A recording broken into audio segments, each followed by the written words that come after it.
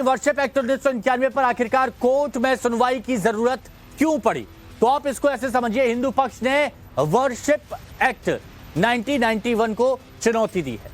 1991 में बने कानून को कोर्ट में चुनौती दी गई है। प्लेसेस ऑफ वर्शिप एक्ट को लेकर कोर्ट में करीब 12 याचिकाएं हैं, 12 याचिका। अब इन 12 याचिकाओं में ऐसे समझिए कि 5 जो याचिकाएं हैं वो वर्शिप एक्ट को रद्द करने के लिए है। वर्शिप एक्ट के समर्थन में जो है वो कितनी 7 याचिकाएं हैं। और वर्शिप एक्ट 1991 के समर्थन में जमीयत उलेमाए हिंद है, all India Muslim personal law board है, CPIM भी है।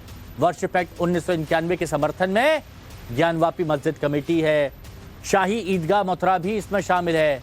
वहीं एक्ट के पक्ष में कांग्रेस भी है, AIMIM भी है और RJD भी है।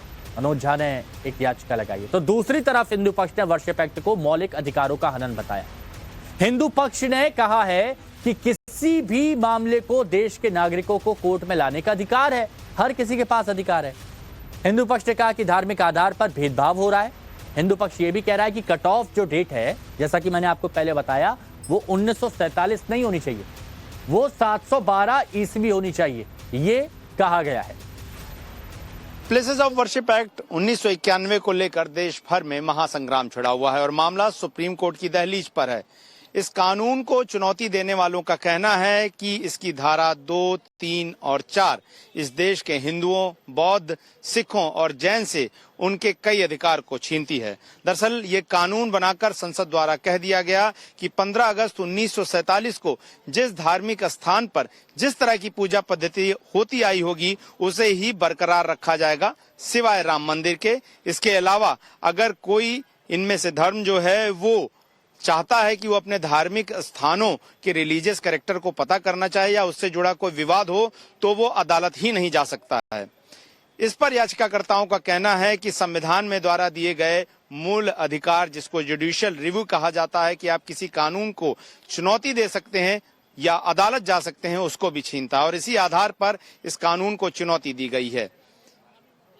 वहीं इसके उलट जो दूसरा पक्ष है, जिसमें खास करके मुस्लिम याचिकाकर्ता हैं, जिन्होंने इस मामले में कहा है कि अगर ये खत्म जाता है तो इससे देश भर में मुकदमों की बाढ़ हो जाएगी और जो हिस्टोरिकल इनजस्टिस, यानी कि पहले के मुगल कालीन राजाओं द्वारा जिन मंदिरों को, धार्मिक स्थानों को तोड़ा गया, उनकी गलतियों की सजा या उनको सुधारने की कोशिश अगर मौजूदा समय में होगी तो देश में भाईचारा जो है वो खराब होगा, कम्युनल हार्मनी खराब होगी। और ज्ञानव्यापी मस्जिद कमेटी की तरफ से दाखिल याचिका में तो यहां तक कह दिया गया कि अगर कानून खत्म हुआ तो संभल जैसी हिंसाएं फिर होंगी।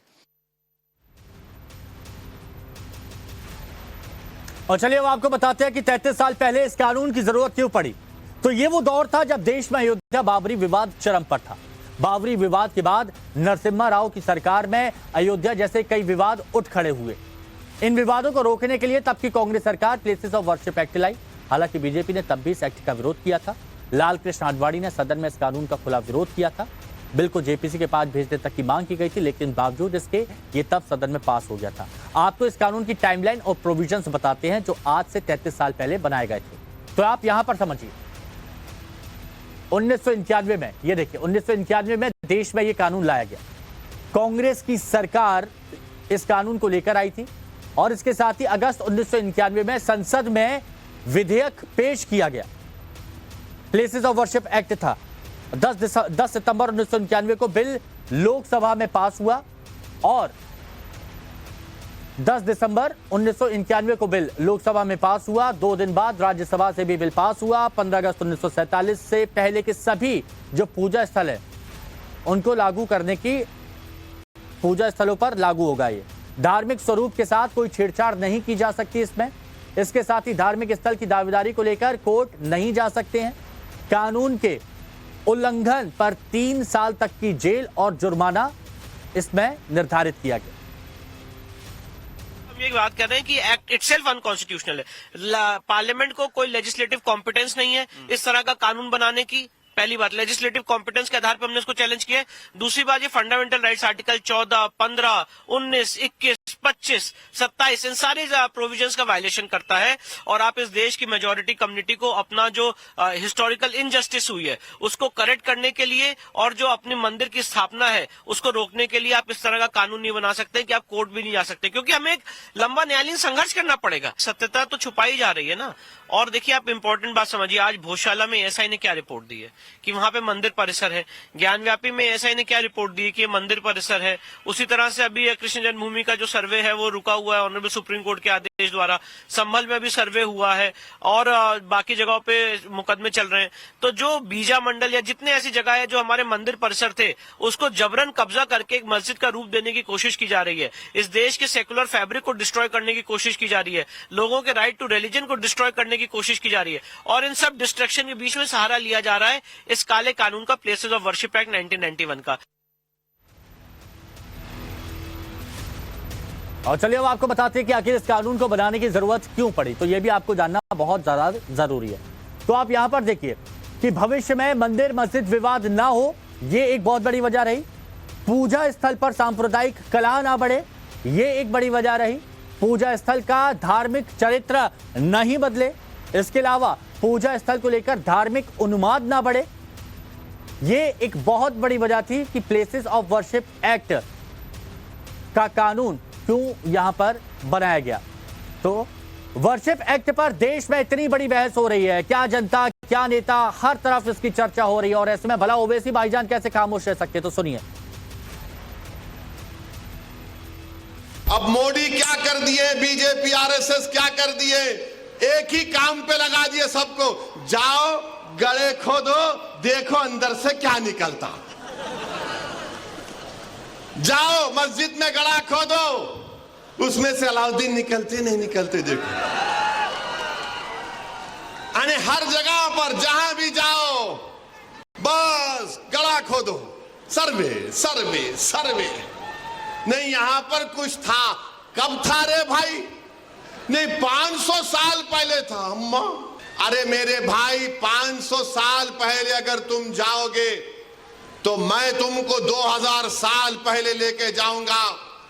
जैन और बौद्ध मजहब के लोग भी खड़े होकर बोलेंगे यहां पर भी हमारी मजहबी इबादत गाहें थे। जो लोग मस्जिदों को छीनना चाहते हैं उसका जवाब क्या है? अपनी मस्जिदों को भरे करो। तुम्हारी जुमे की नमाज फजर की नमाज में उतनी तादाद होनी चाहिए।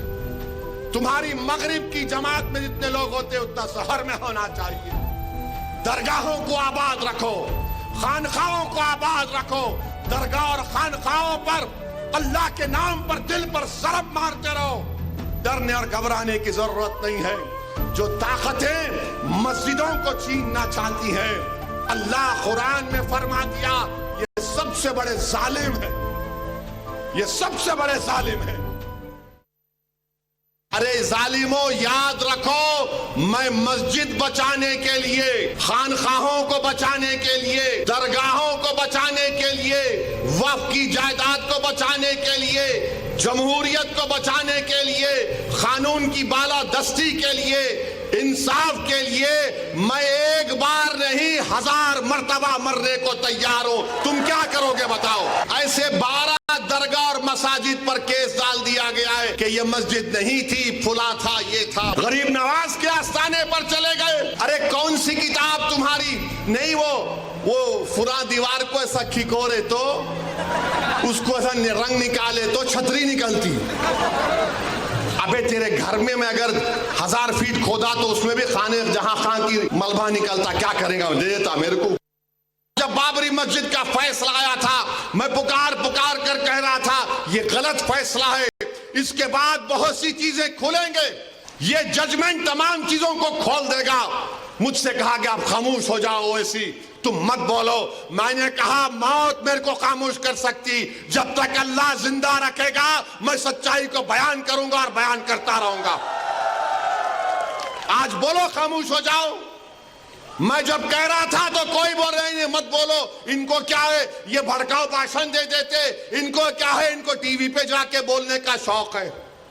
1991 का प्लेसेस ऑफ वर्शिप एक्ट इस ऐवान में पास किया गया था कि तारीख के जख्मों को नहीं खुरेदा जाएगा, आप विरोध रहे उनको, मैं आपको इंतबा दे रहा हूं, वार्न कर रहा हूं, इस मुल्क को 90 के दहे में मत लेकर जाइए। 91 का एक्ट सुप्रीम कोर्ट में जवाब दीजिए कि आपकी हुकूमत 91 प्लेस ऑफ वर्शिप एक्ट की कायम है, उस पर कायम रहेगी। तो चलिए आइए ये भी जान लीजिए कि देश में ऐसी कितनी मस्जिदें हैं जिन्हें लेकर विवाद है। तो उस बात को आप ऐसे समझिए। पहला, यहां देखिए आप, मथुरा शाही ईदगाह मस्जिद वर्सेस श्री कृष्ण जन्म स्थान, दोनों की तरफ से अलग अलग दावे किए जा रहे हैं। मुस्लिम पक्ष कह रहा है शाही ईदगाह है, हिंदू पक्ष कह रहा है श्री कृष्ण जन्म स्थान है। इसके अलावा मथुरा वो जगह है जहां दुनिया भर से कृष्ण भक्त आते हैं, मथुरा में ही श्री कृष्ण का जन्म हुआ। लेकिन अब एक पक्ष दावा करता है श्री कृष्ण जन्म स्थान का, तो दूसरी तरफ जामा मस्जिद का दावा किया जा रहा है। 17वीं शताब्दी में औरंगजेब ने आखिर बार इसे तुड़वाया था और इससे पहले गजनवी जैसे लुटेरों ने भी इस मंदिर को नुकसान पहुंचाया था। दूसरा कौन सा है? दूसरा है काशी ज्ञानवापी मस्जिद वर्सेस विश्वेश्वर मंदिर। बहुत चर्चा में है। काशी को महादेव की नगरी कहा जाता है, काशी विश्वेश्वर को भी कहा जाता है कि औरंगजेब ने तोड़ा और उसी मंदिर के पत्थरों से मस्जिद का निर्माण कराया। उसी जगह पर आज ज्ञानवापी मस्जिद है जिसका सर्वे भी हुआ, बहुत सारे सबूत निकल के सामने आए। तीसरा देखिए, संभल जामा मस्जिद वर्सेस हरिहर मंदिर, उत्तर प्रदेश का संभल वही जगह। कुछ दिन पहले न भारत पर देखा होगा, हमारे रिपोर्टर गौरव बता रहे थे, सर्वे के दौरान हंगामा हुआ, आपने देखा।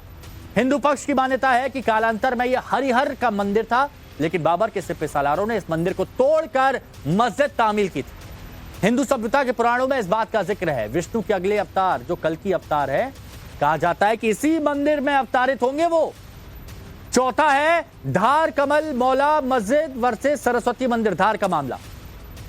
धार को लेकर भी विवाद पुराना है। हिंदू पक्ष का दावा है कि यहां भोजशाला वाग्देवी का मंदिर हुआ करता था, जिसे 13वीं शताब्दी में अलाउद्दीन खिलजी ने तोड़कर मस्जिद बनाई थी।